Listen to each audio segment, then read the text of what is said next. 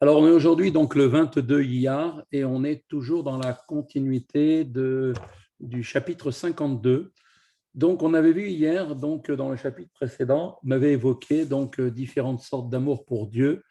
Leur point commun, comme on l'avait vu, était de motiver l'homme à accomplir la Torah et les mitzvot. Et ce sentiment, donc, bien sûr, ce sentiment donc d'amour provient de l'attribut de bonté qui est lié à l'élément d'eau. Or, on les compare également, donc cette notion d'amour, à l'argent en hébreu. Le mot argent en hébreu, qui est le mot kesef, dont la racine signifie aussi le désir. L'homme désire profondément s'attacher à Dieu et accomplir la Torah dans ce but. Kesef vient du mot nirsefti. Nirsa, ça veut dire donc notion de désir. Donc, dans ce chapitre, nous avons vu que l'Admour Azaken nous a expliqué qu'il va être question maintenant dans notre chapitre d'un amour encore plus puissant que cet amour donc provenant du niveau du côté droit, comme on l'avait vu. Cet amour sera comparé donc par rapport à l'amour précédent comparé à l'argent. Eh bien, celui-là sera comparé à l'amour donc lié avec la notion de l'or.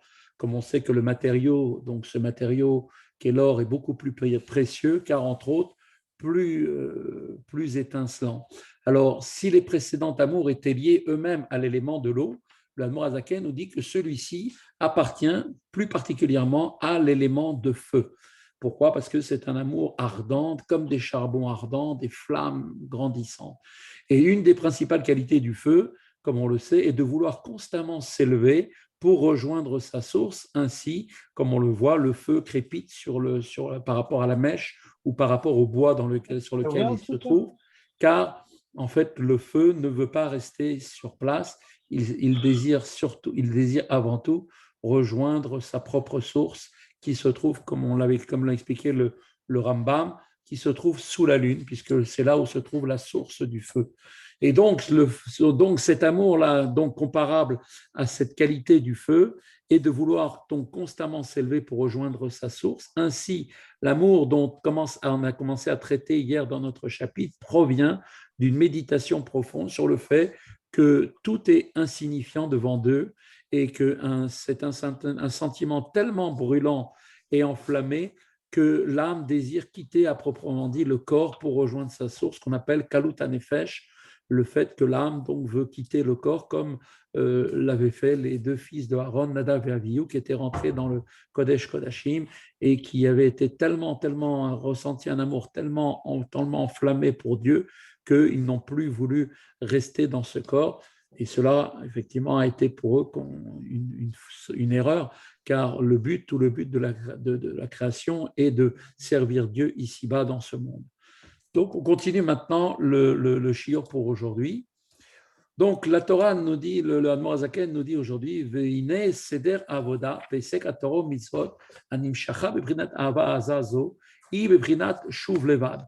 Or, le service divin, par l'occupation de la Torah et des mitzvot qui donc résultent de l'amour, qui a donc donné cette envie de s'attacher avec Dieu par l'intermédiaire de la Torah et des mitzvot, qui sont les seuls et uniques intermédiaires qui nous permettent de pouvoir nous élever vers Dieu, eh bien, le service de Dieu qui est donc réalisé par l'occupation de la Torah et des mitzvot tel qu'il dérive de la catégorie de cet amour-là ardent, donc cet amour comparable à l'or et au feu, relève de la dimension en fait, n'est pas uniquement d'un aller, mais surtout du retour seulement. C'est quand il y a le retour, l'aller, effectivement, c'est là où l'âme veut s'en aller, comme c'est marqué Ratso, elle veut sortir du corps, mais tout le but, toute la finalité de cet amour doit être en fait canalisée pour être amenée dans une notion de retour pour la prise de conscience qui fait que l'âme va réintégrer le corps parce qu'elle a bien compris que c'est uniquement par l'intermédiaire de l'étude de la Torah et des mitzvot qui sont réalisées dans ce monde à l'intérieur d'un corps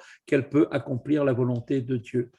Comme cela est rapporté dans le Sefer Yetzira qu'on avait mentionné hier, il est dit là-bas, si ton cœur s'élance, comme il est dit là-bas, reviens à la notion du un, la notion de l'ardou, de l'unité. Pirouche, qu'est-ce que ça veut dire? Quel est le sens? Voilà la signification. Imras libera, si ton cœur s'élance, c'est-à-dire fait référence en fait à la soif de l'âme située dans le cœur, dans le ventricule droit, siège de l'âme divine. Donc si le cœur est complètement enflammé, qu'il s'élance dans un amour, une soif qui va donc amener la personne à vouloir sortir du corps, que chez Mitgaber, Mitlaev, et Mitlaetet, Bemerod, Merod, quand ce désir prend le dessus et s'enflamme tellement jusqu'à l'expiration de l'âme vraiment qui cherche à se sortir de ce corps pour se déverser vers le sein de son Père, c'est-à-dire à retourner à sa source, qui est la source, qui est la vie de la vie, et à quitter donc l'emprisonnement de ce corps corporel dans lequel elle se trouve, corps corporel et physique, pour s'attacher à Dieu, béni soit-il, eh bien, à ce moment-là, donc c'est de cet élan donc, dont on parle quand l'âme est dans cet élan-là. Donc on parle, c'est de cela que parle le verset dans Sefer Yetzira, un amour si ardent pour Dieu que rien ne semble pouvoir le contenir, qu'il peut aller jusqu'à l'expiation de l'âme où l'âme va sortir du corps devant une telle extase, un retour s'impose. Parce qu'il est dit que toute la finalité, ce n'est pas de quitter ce monde, de quitter la matérialité, mais c'est de revenir. Comme il est dit dans le verset, reviens à l'un. Qu'est-ce qui fait le un, Hachem Echad? C'est quand notre âme se trouve unie avec ce monde, avec cette finalité qui est le corps, et qu'elle va utiliser donc ses moyens matériels pour faire une demeure pour Dieu ici-bas. Azaïzot yashiv el libo. Alors pour freiner donc l'extase et entreprendre donc un mouvement de retour, alors il est dit, alors la personne prendra à bon escient en considération l'enseignement de nos chachamim, qui de mémoire bénie nous ont dit dans les Perkei Avot, c'est marqué dans le chapitre 4, la Mishnah 22, c'est malgré toi que tu vis, en dépit de l'aspiration fiévreuse de ton âme, sur le point d'expirer dans la passion consumante de son amour, eh bien la Torah nous dit, c'est malgré toi que tu dois demeurer ici-bas. Pourquoi? Parce que c'est ça la finalité. Dans ce corps matériel, pour la chayoto, pour le faire vivre. Pourquoi?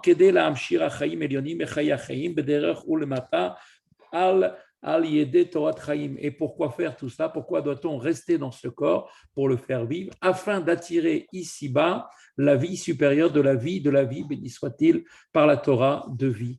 Donc, l'iyod dira betartonim l'arduto et beprinat gilouy, de sorte qu'il y ait une demeure qui soit réalisée dans les sphères inférieures, c'est-à-dire ici-bas dans ce monde, pour que son unité soit faite et qu'elle soit révélée de manière totalement dans ce monde. Donc, comme une demeure, une maison, c'est le lieu dans lequel un homme se trouve révélé dans tout son être. Une personne est complètement dans sa maison. Eh bien, c'est pour cette raison qu'on parle que Dieu veut avoir une demeure pour montrer que l'unité divine doit être révélée ici-bas dans toute sa vérité. D'ailleurs, on rapporte que quand les quatre sont rentrés dans le Pardès, parmi eux se trouvait Rabbi Akiva. On dit que parmi les quatre, il est le seul qui est rentré. Donc, ils avaient commencé à étudier les secrets de la Torah. Pardès, c'est le verger, mais ça fait aussi référence aux quatre lettres dont il est formé. Pardès, c'est P, Pshat, Remez, c'est l'allusion d'Alet, Drouche, c'est-à-dire la Haggadah, tout ce qui est les récits, donc Aggadit, et le Samer, c'est le Sod. Donc, ils étaient rentrés dans toute l'exégèse de l'explication. Et on dit que le seul qui est rentré, qui est ressorti indemne, c'était Rabbi Akiva. Pourquoi? Parce qu'il est rentré Béchalom, il est ressorti Béchalom. Pourquoi? Parce que tout le but, effectivement, c'est de s'élever et de prendre conscience. L'amour était tellement intense par la compréhension des secrets de la Torah qu'après, qu'est-ce que Rabbi Akiva il a fait? Il est ressorti Béchalom. Pourquoi? Parce qu'il a amené cela dans le concret, dans la vie, pour pouvoir l'amener, toute cette compréhension au service de Dieu dans ce monde précisément. Comme cela a été expliqué précédemment, à savoir que le dessein divin est précisément de faire de ce monde une demeure pour lui. Voilà pourquoi toute la création de ce monde a été faite de cette façon, avec un monde matériel. Tel est le sens de revient à l'un, revient pour l'un, c'est-à-dire de cet élan extatique, c'est-à-dire qui revient en fait en vue, on doit revenir en vue d'accomplir l'intention divine qui est de révéler l'unité de Dieu en ce monde, même si on a envie de quitter ce monde pour se fondre totalement en Dieu, ce n'est pas ça la finalité.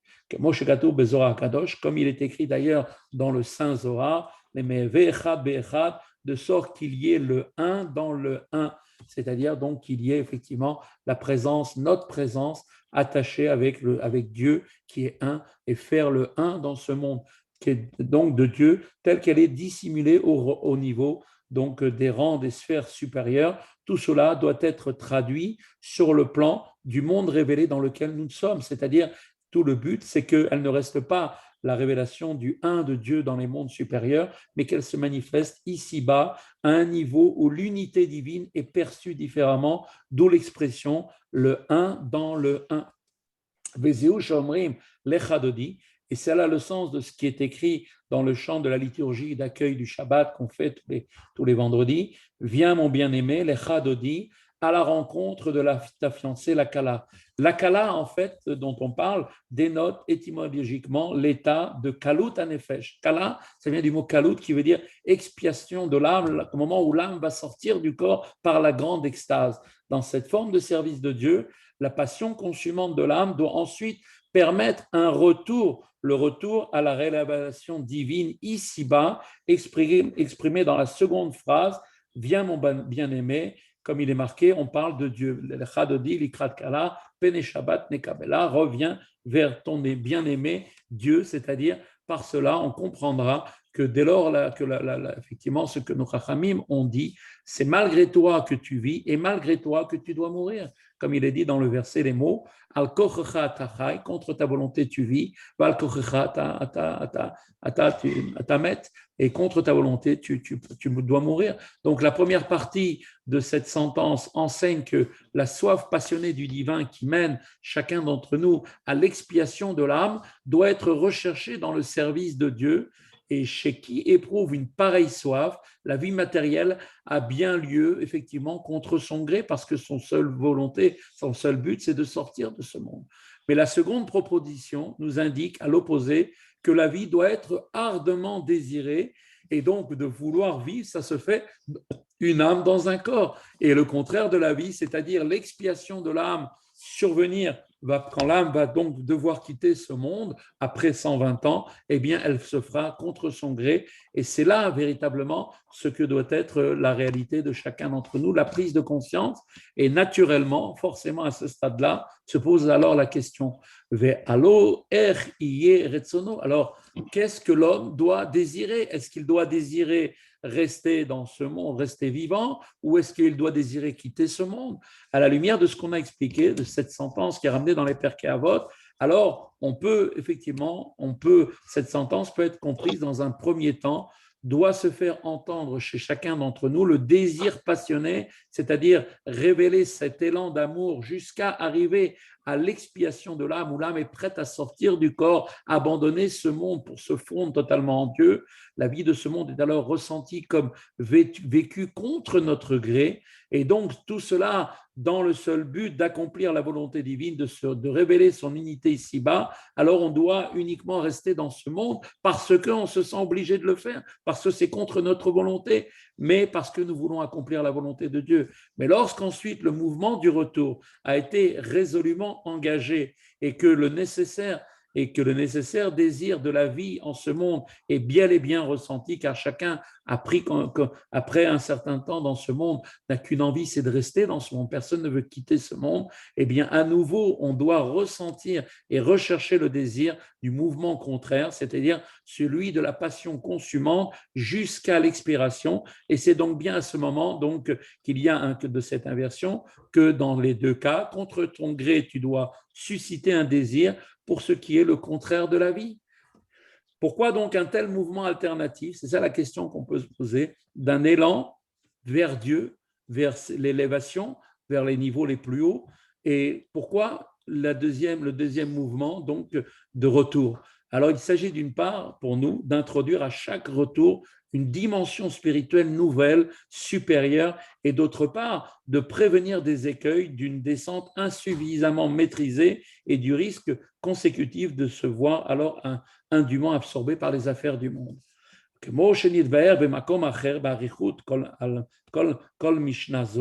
comme cela a été expliqué longuement ailleurs concernant cette Mishnah, la Mishnah qui nous dit que c'est contre ta volonté que tu vis Eh bien, c'est avec quoi? Bezrat Chaya Chaim Baruch Hu, avec l'aide de la vie, béni soit-il, que Dieu nous procure. Tu vis avec cela. Et donc, cela vient nous expliquer que cela nous amène à prendre conscience que chacun d'entre nous doit prendre donc effectivement une dimension de vouloir s'élever, de sortir de ce monde pour atteindre des dimensions d'exaltation et d'extase dans la connaissance, grâce à la connaissance de Dieu et grâce à l'accomplissement des mitzvot qui sont faits avec une ferveur intense. Et une fois qu'on a atteint ces niveaux-là, il ne faut pas oublier que c'est comme quand quelqu'un va chercher quelque chose pour ensuite le ramener ici-bas dans ce monde pour atteindre une dimension qu'il n'avait pas au préalable. Et c'est ça toute la finalité de la création du monde. Voilà, c'est ici que se termine le cours d'aujourd'hui, avec l'aide de Dieu, donc révisé. Donc j'espère que demain, on pourra avancer avec une bonne compréhension de ce qu'on vient de faire aujourd'hui.